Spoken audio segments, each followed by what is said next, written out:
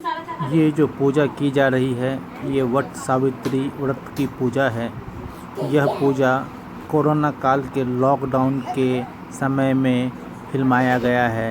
क्योंकि इस समय वट वृक्ष के पास में जाना, मंदिरों में जाना वर्जित था, इसलिए इस पूजा की विधि को घर में ही संपन्न किया गया। इसके लिए बरगद के तने को गमले में रोपा गया तथा व्रतियों के द्वारा विभिन्न प्रकार के भोगों के द्वारा घर में ही वट वृक्ष की पूजा की गई। आइए कुछ झलकियाँ हम वट वृक्ष पूजा की अर्थात वट सावित्री पूजा की देखते हैं और आनंद लेते हैं। धन्यवाद। मद्रास देश में एक धर्मात्मा, सभी प्राणियों के हित में तत्पर रहने वाला, राजधानी तथा राज्य में रहने वाली प्रजाओं का प्रिय अश्वपति नामक राजा था, जो कि संतान रहित, सत्यवादी और इंद्रियों को वश में रखने वाला था। एक समय वह राजा प्रभास की यात्रा के निमित्त वहां पर आया और विधि पूर्वक यात्रा करता हुआ सावित्री के स्थल पर पहुंचा। वहां पर उस राजा ने अपनी रानी के साथ इस व्रत को किया, जो सावित्री के नाम से सावित्री व्रत से प्रसिद्ध सभी प्रकार की कामनाओं को पूर्ण करने वाला है।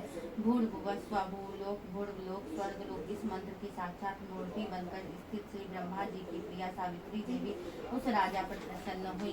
कमंडलू को धारण करने वाली वह सावित्री देवी दर्शन देने के बाद पुनः अदृश्य हो गई और बहुत दिनों के बाद उसी राजा के यहाँ देवी के समान रूप वाली कन्या के रूप में उत्पन्न हुई। सावित्री की प्रसन्नता से प्राप्त तथा सावित्री की पूजा करने के बाद हुई, अतः राजा ने ब्राह्मणों की आज्ञा से अपनी उस कन्या का नाम भी सावित्री रखा। वह राजकन्या सावित्री साक्षात शरीर धारण की हुई लक्ष्मी के समान शोभित होती हुई बढ़ने लगी और धीरे धीरे सुकुमार अंगों वाली वह यौवनावस्था को प्राप्त हुई, जिसके मध्य भाग सुंदर और नितंब भाग विस्तृत थे और जो सुवर्ण की प्रतिमा के समान दिखाई पड़ती थी। लोग उसे देखकर यही समझते थे कि यह कोई देव कन्या है। कमल के समान विशाल नेत्रों वाली एवं तेज से अग्नि के समान प्रज्वलित होती हुई वह सावित्री भगवान महर्षि भृगु द्वारा कहे हुए सावित्री व्रत को करने लगी, जिसके आरंभ में सुंदर वर्ण वाली उसे उपवास करके सिर स्नान की हुई सावित्री देवता की प्रतिमा के पास जाकर अग्नि में हवन करके ब्राह्मणों से स्वस्तिक वाचन करवाया और उन ब्राह्मणों से अविष्ट पुष्पांजलि ग्रहण करके सखियों से घिरी हुई लक्ष्मी देवी के समान सुंदर रूप से सुशोभित हुई। वरारोहा वह राजकन्या समीप में जाकर पिता के चरणों में प्रणाम कर प्रथम प्राप्त पुष्पांजलि को निवेदित कर हाथ जोड़कर राजा के पास में स्थित हुई। युवा अवस्था को प्राप्त होती हुई देखकर राजा ने उसके विषय में मंत्रियों से सलाह लेकर राजकन्या से कहने लगा, हे पुत्री, तुम्हें योग्य वर को देने का समय आ गया है। मुझसे कोई तुम्हारे तेज से घर्षित होकर तुम्हें मांगने के लिए भी नहीं आता और मैं विचार करने पर तुम्हारी आत्मा के अनुरूप वर को नहीं पा रहा हूँ। अतः हे पुत्री, देवताओं के निकट में जिस तरह निंदनीय न हो पाऊँ वैसा तुम करो।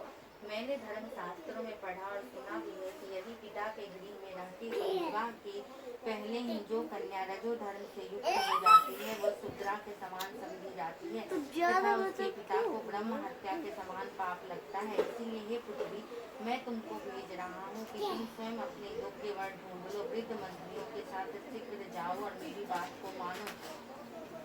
इसके बाद जैसा कहते हैं वैसा ही होगा। ऐसा कहकर सावित्री घर से निकलकर राजर्षियों के रम्य तपोवनों की ओर चल पड़ी और वहां पहुंचकर माननीय वृद्ध जनों को प्रणाम कर सभी तीर्थों और आश्रमों में जाकर पुनः मंत्रियों के साथ सावित्री अपने गृह पर आ गई और वहां पर पिताजी के समक्ष पवित्र देवर्षि नारद को बैठे हुए देखा। आसन पर बैठे हुए नारद जी को प्रणाम कर मुस्कुराते हुए